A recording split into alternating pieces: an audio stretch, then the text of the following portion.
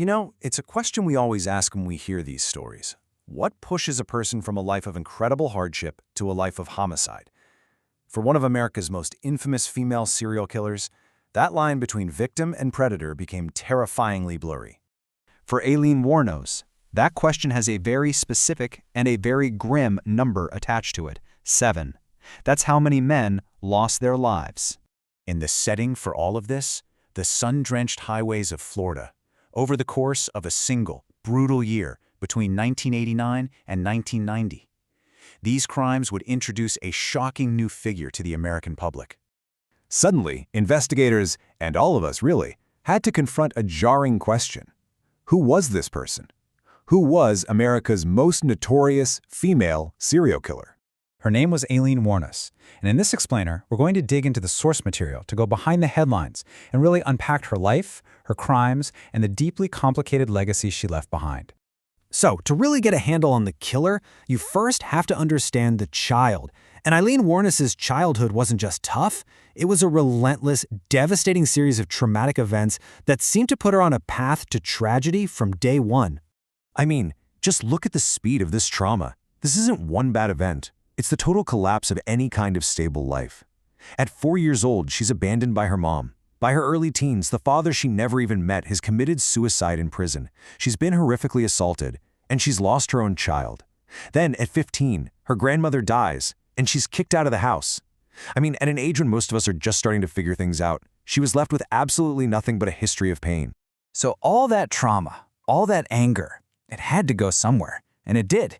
It created this volatile mix of rage and desperation that eventually just exploded into a year of shocking, unbelievable violence.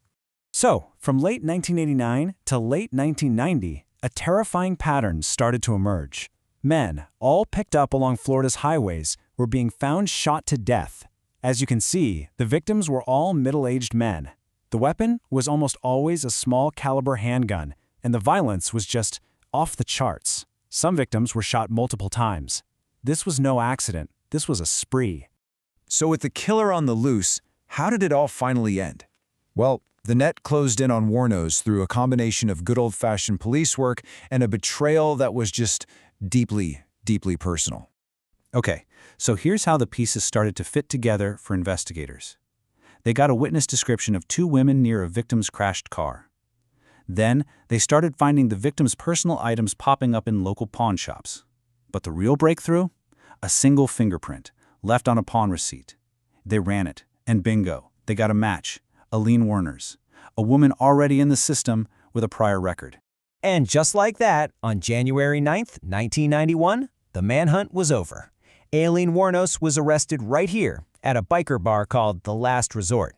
Officially, it was on an old warrant, but investigators knew they had their killer. But having a suspect is one thing. You need a confession to make the case stick. And the police knew exactly who held the key, her lover, Tyria Moore. Wuornos was completely devoted to her, calling it a love beyond imaginable. So the police used that love. They weaponized it. They offered Moore immunity. And in return, she got on the phone and over a series of recorded calls begged Wuornos to confess to spare her. It worked.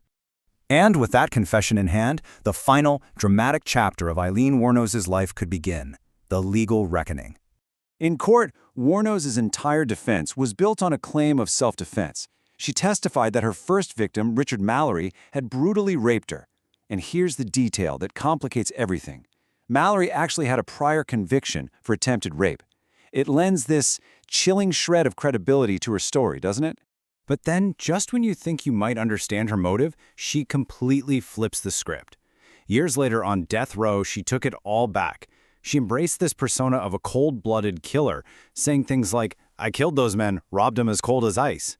It's this unbelievable whiplash between claiming to be a victim and boasting about being a monster that makes her case so hard to pin down. So, the legal process played out over the next 10 years. She was convicted for the first murder, then she pleaded guilty or no contest to the rest, collecting a grand total of 6 death sentences. But then, in a move that baffled everyone, she basically started fighting for her own execution. In 2001, she fired her lawyers, dropped all her appeals, and demanded that the state kill her. She seemed eager for the whole story to just end. On October 9, 2002, she got her wish. And her last words were, well, they were just as bizarre and strange as her life story. A weird reference to the movie Independence Day, capped off with the promise, "I'll be back." So, when it's all said and done, what do we make of Aileen Wuornos? What is her legacy? Is it a simple story of a monster, or is it something far more complex and, frankly, far more unsettling? Well, psychiatrists had a few theories. First, there was borderline personality disorder. You can think of it as just extreme instability in everything: moods, relationships, even your sense of self. It's almost a perfect clinical description for the chaos of her life, right? And then they added another diagnosis: antisocial personality disorder. And this one gets right to the heart of the crimes themselves. We're talking about a long-term pattern of completely disregarding the rights of other people with a profound lack of remorse. And then there's this number. On the definitive test for psychopathy, she scored a 32 out of 40. Now, to put that into perspective, the official cutoff to be considered a clinical psychopath is 30. This score suggests that her actions weren't just the result of a chaotic life, but of a fundamental inability to feel empathy for other human beings. And of course, beyond the diagnoses, her story has had this huge cultural impact. From an Oscar-winning film to countless books and documentaries, we are still fascinated by her. She remains one of the rare, true examples of a female serial killer, and her case forces us to keep re-examining those blurry lines between trauma, mental illness, and just pure evil. Which brings us right back to that final, unsettling question. Was Aileen Wuornos a monster, a victim, or somehow both?